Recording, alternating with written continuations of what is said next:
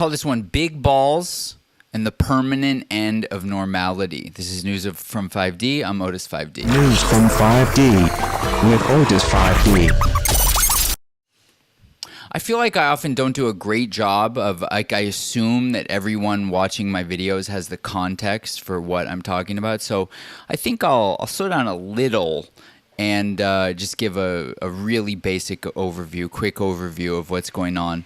So you got this Doge thing, you know, Elon and Trump are cleaning up the government, and they got all these young geniuses that are working on it, and one of them got doxxed, and they all got doxxed, but one of them got doxxed, and it turns out that he had a pseudonym very recently, like in December, called Big Balls. And under that pseudonym, he was like a groiper, basically. And what that means is he posted things like normalize Indian hate, you know, like make hating Indians great again, things of that nature. I think he might have said things about women, or, you know, I was racist before it was cool. You couldn't pay me enough to marry outside of my ethnicity. You know, frankly, I think these things are so tame at this point, which makes me feel like 2025 is so wonderful. It's like, who fucking cares? Some kid thinks that, like, what the fuck ever? Like, it's a free country. Think what you want to think. And to my point, they did the thing that they always do where they saw it and he resigned, you know. And then people on Twitter, I think it really started with Lomez, Jonathan Keeperman, who really was like, we can't do this. We can't fucking allow these evil journalists. The person who doxed him turned out to also be like funded by, I believe, USAID and the State Department, and had a history of doing these. Basically, she's a deep state fucking shit-face fuck, and is just doing the bidding. And I don't even want to say that. She's not doing the bidding. She is the agency doing an attack on Doge. It's like a civil war of the administrative state against this like revolutionary force trying to tear down the administrative state. And so anyway, Lomez said, like, no, let's not do this anymore. Don't let these people just do a hit piece, then they have to resign. Like, don't go into their frame, because they have no audience, they have no clout here, and if you just ignore them, they do not exist. They have no organic reach.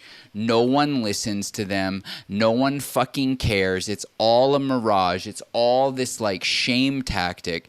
And if you just don't buy into the bullshit and you move on with your life, it's a whole new day. It's a new day. It's a new dawn. And so that's what happened. Elon did his famous poll, whatever his thing he called, Populist Day or whatever he calls it. Thumbs up, thumbs down from the people. Very cute tactic. I like it. I have to admit, I like it. And the majority of people, the overwhelming majority of people, said reinstate him. So he got reinstated, and now we arrive at this point that the media begins talking about big balls. Okay, so that's where we're. I'm glad I did that. I think this is an improvement to my content. If I'm wrong, please leave a comment and tell me, dude, don't waste everybody's time. Anybody who's watching you already knows all this shit. Just fucking let's get on with it. So, all right, here we go. Anderson Vanderbilt. Good evening. Thanks for joining us. We begin tonight with Musk and Big Balls. Big Balls. Big Balls. Big Balls, who work for Elon Musk's so-called Department of Government Efficiency, Doge. In the one case of the Big Balls kid, a literal teenager. Big Balls online, Big Balls here. That Katie's talking about. A 19-year-old that goes by the username Big Balls. So that would be one way that we could refer to him. Young computer whizzes, the aforementioned Big Balls. Because who among us doesn't feel better about big balls. Big balls in charge of American air traffic control? And you get it. Actually, you know, I'm starting, now that she's a total has-been, you know, washed up loser, I'm starting to find Rachel Maddow's voice endearing. Now that I'm not worried that she's going to put me in a gulag, like, because that tone, this is your country now. You're not dreaming.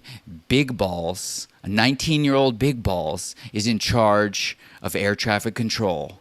This is your life, America. Welcome to the nightmare. It's like, Yeah, cool. Yeah, I like this nightmare. So anyway, I just want to kind of riff on the fact that like it's over. Please, if you haven't yet, update your priors. Update your priors. Alvin Toffler, the futurist under Reagan. The great skill of the 21st century is the ability to unlearn and relearn. Anything you thought you knew about how things work in a society is over.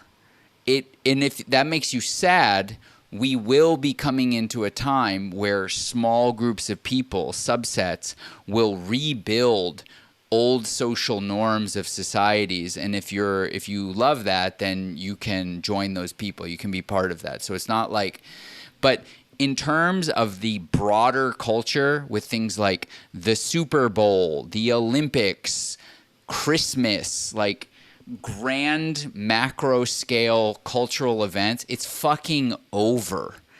So anyway, I wish I had updated this, right before we went live. All day today, Elon Musk has had his his display name as Harry Balls, BOLZ, with not an umlaut, but whatever the Swedish thing is called, the dash, and he just tweeted a video of the media explaining this, and he said, I got them to say it. And then he changed his name back to Elon Musk. So they basically said, Elon Musk, who today has changed his social media profiles to Harry Balls, and it's like, dude, this is it. We live in Trollville forever. I would put everything that Ye, the artist formerly known as Kanye West, did with hailing Hitler, loving Hitler, Jews are better as slaves, I have hit women, sometimes women drive you crazy, fat people should be exiled from society, ugly people, why are you in front of me, get out of my face, like, no matter how vile pieces of shit like Piers Morgan think this is, their response is like they're not unlearning and relearning. Piers Morgan is probably, he might even be the best example of someone who's still at some level trying to pretend it's like 1998. And it's like, brother, you need to get one-shotted by ayahuasca ASAP, fucking stat, so that you can come back with a fucking tie around your head and the fucking January 6th shaman hat and realize that like it's a new world. It's the eternal present moment of the only time is now. The Tao that can be spoken is not the real Tao. And then you'll fit in, you fucking agfay. Because all of this stuff about decorum and like, dude, first of all, it's all pedophiles. George Bush, Tony Blair, Al Gore, all these people, Obama with the fucking dead chef and the fucking tranny husband. Like, it's all obliterated, and it isn't ever coming back. So the way to navigate this is, as Camus said in his book or concept of the myth of Sisyphus, that fundamental. So Sisyphus is a Greek god, or not god, something, a Greek something that got punished by the gods to push a boulder up a mountain, and then it would fall down, and then he had to start over for all of eternity. And Camus had this idea, it's a very famous story. Camus had this idea that we have to imagine Sisyphus happy, because our lives are just as absurd as the story of Sisyphus. We push these boulders, our goals and our dreams, up a hill only to have them dashed. And they're dashed whether we achieve them or don't achieve them, because the satisfaction we get is so fleeting.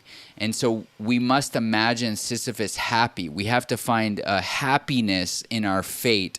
And his idea of how we do this is to become what he called the absurd hero, where we get into a race with existence to become more absurd than existence itself.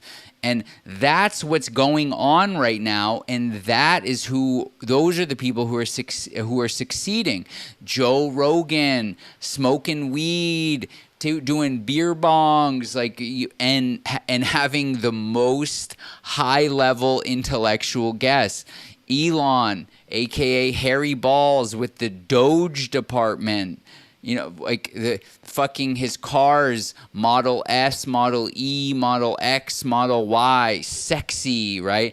Yay, talking about very serious things about the relationship between black entertainers and Jewish business people, and then spamming porn, making a Jesus is King album and then parading around a, fairly Instagram looking wife naked.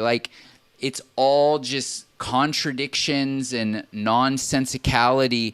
But these are the people that are not only defining the zeitgeist, but riding the zeitgeist, because that's what the zeitgeist is. It is an implosion of everything. It's everything everywhere all at once. It's nothing. It's contradiction. It's hypocrisy. It's all of the above. But what it has more than anything is an ethos that, as Owen Benjamin Big Bear would say, I may be wrong, but I'm not lying. And that's where these fuck faces, ag phase, like Piers Morgan, Neil deGrasse Tyson, Barry Weiss, and Lex Friedman are just such pieces of shit and are so ejected from the zeitgeist because they are wrong and they are lying, and it is just not where it's not where the puck is heading. They are skating in a circle, pretending that this period of time hasn't happened already. So my advice to them is to stop lying. Fucking MTV's The Real World. Stop being polite and stop being real. So like, share, subscribe. Check out my website. Check out what I got going on, and go fuck yourself. Peace. Otis5D.xyz. Go fuck yourself.